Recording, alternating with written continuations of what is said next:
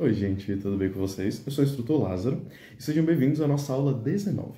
No semestre passado, a gente falou sobre animais e plantas, também sobre o reino fungi e na aula passada, o reino protista. E agora nós vamos falar sobre o quinto reino dos seres vivos, que é o reino Monera. O reino Monera é composto por micro-organismos, que são seres vivos tão pequenininhos que a gente não consegue nem ver a olho nu, tipo só com microscópio. E ele é composto por bactérias, cianobactérias, que são bactérias que vivem no mar, e arqueias. O reino Monera é composto por seres vivos que são sem núcleo, unicelulares e que fazem a reprodução assexuada. E o que é um ser vivo unicelular? A gente viu no semestre passado que um ser vivo é um ser que nasce, cresce, se reproduz e morre. E assim a gente viu que nós fazemos isso, as plantas fazem isso, os animais fazem isso também. Só que qual é o menor ser vivo que faz isso? O menor ser vivo que faz isso é uma célula. Enquanto nós somos formados por 25 a 36 trilhões de células, um ser vivo do reino Monera é composto por uma única célula, que são as bactérias e as arqueias. As células que compõem os micro-organismos do reino Monera, elas são procariontes, que significa que elas não possuem núcleo. Mas também existem células que possuem núcleo. Mas o que é um núcleo? Um núcleo é uma estrutura que fica dentro da célula e ela guarda o DNA, que é o material genético. Como a gente pode ver na imagem, essa célula grande azul, ela tem um espacinho vermelho, que é o núcleo. Mas o que é o material genético que fica dentro do núcleo? O material genético, ele define as características de um ser vivo. Então, por exemplo, em nós, que temos muitas células, o nosso material genético, ele define a cor do nosso cabelo, a cor dos nossos olhos e todas as características do nosso corpo. E ele faz a mesma coisa na célula. Porém, em uma célula que tem núcleo, esse material genético fica dentro do núcleo. Já em células procariontes, que são as células sem núcleo, como nos seres vivos do reino Monera, o material genético fica solto dentro da célula, junto de outras estruturas. Como nós vimos no semestre passado, geralmente, para que um ser vivo novo nasça, precisamos de um macho e de uma fêmea, que vão combinar o seu DNA para gerar um novo ser vivo que ele vai ser diferente. Mas no caso do reino Monera, temos uma célula-mãe que ela sozinha ela se duplica em duas. Então, uma célula dá origem a duas células que são idênticas a ela. Por isso é a reprodução assexuada. Podemos diferenciar alguns tipos de bactérias pelas suas estruturas. Então, temos as bactérias em cocos, que são redondinhas e se organizam em fios, em linhas, em duplas ou em cachos, como se fossem cachos de uvas. Temos os bacilos, que são retinhas assim, e temos também os espirilos, que são em uma espiral, como um macarrão enrolado assim, e dessa forma eles conseguem se movimentar muito melhor que os outros tipos de bactérias. E temos também as cianobactérias, que são bactérias que conseguem realizar a fotossíntese. Como a gente falou no semestre passado, a fotossíntese é um processo no qual uma planta utiliza a luz do sol e a água para produzir oxigênio e o seu próprio alimento.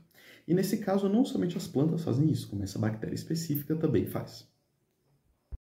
Já as arqueias podem ser diferenciadas principalmente pelo lugar onde elas vivem.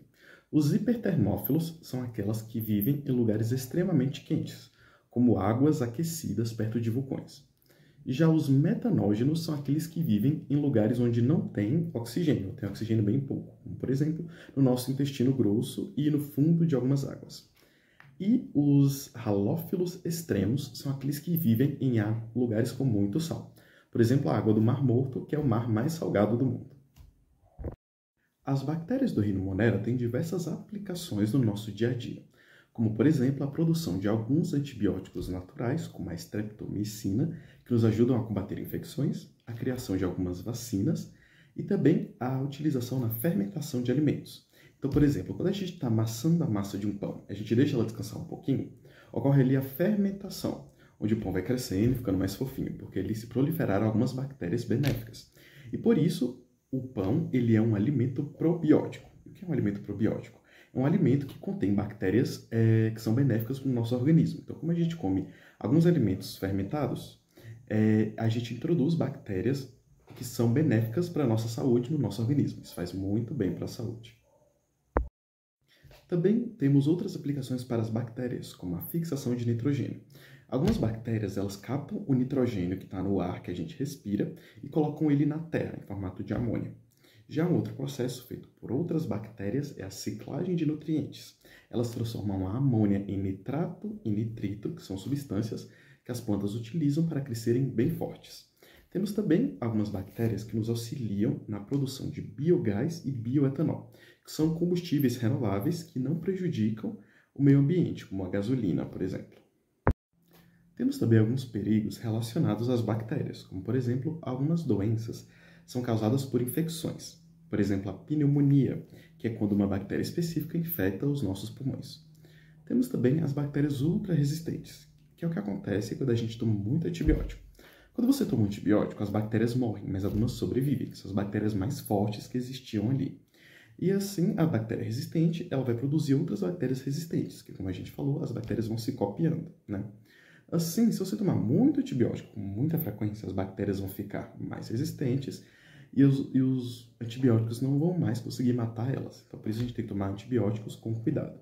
E também algumas bactérias, como por exemplo, umas que surgem em alguns alimentos que não foram muito bem conservados, podem produzir toxinas e essas toxinas podem produzir doenças, como o botulismo.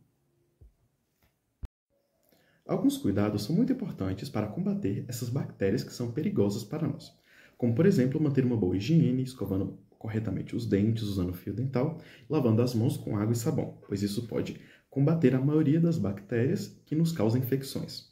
Outro exemplo também é conservar bem os alimentos, pois alimentos mal conservados podem gerar doenças, como o botulismo, que a gente acabou de falar, e também o uso responsável de antibióticos, pois usar muito antibióticos, ao invés de matar as bactérias perigosas, pode acabar deixando elas mais fortes. Então, temos que usar com responsabilidade.